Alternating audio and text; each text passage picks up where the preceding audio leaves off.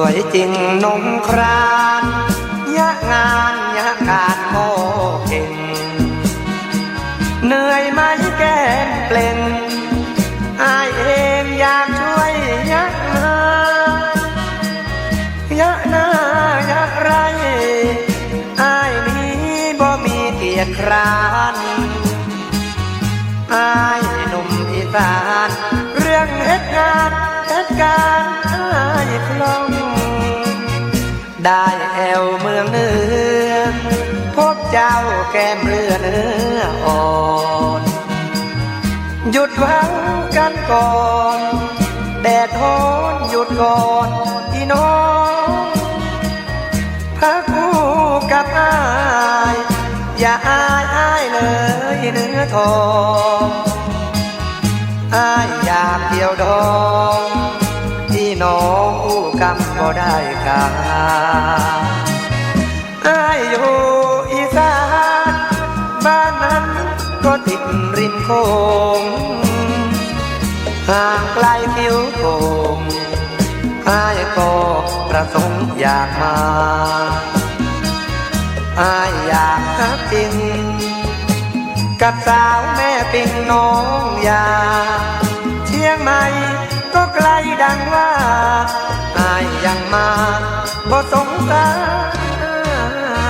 รอยากได้ตาหวานยะงานบ้านอายได้ก่อนจะแม่พ่อสู่ขอตัวเจ้าชมชายแล้วพาบิ๊กบ้านอายนั้นที่เมืองนองคายเปิ้นจะสบายจะใช้ยะงานเบาๆ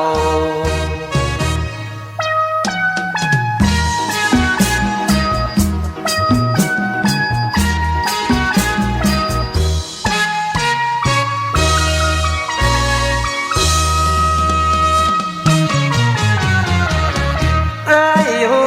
อีสานบ้านนั้นก็ติดริมโข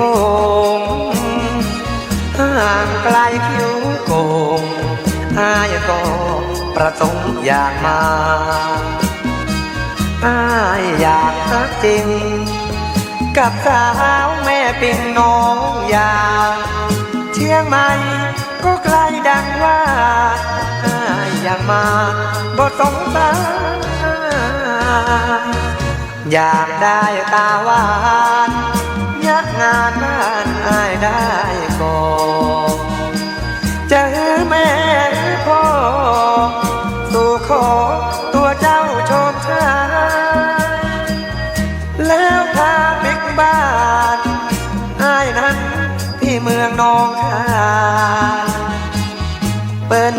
จะสบายจะใช้ยะงานเบาๆ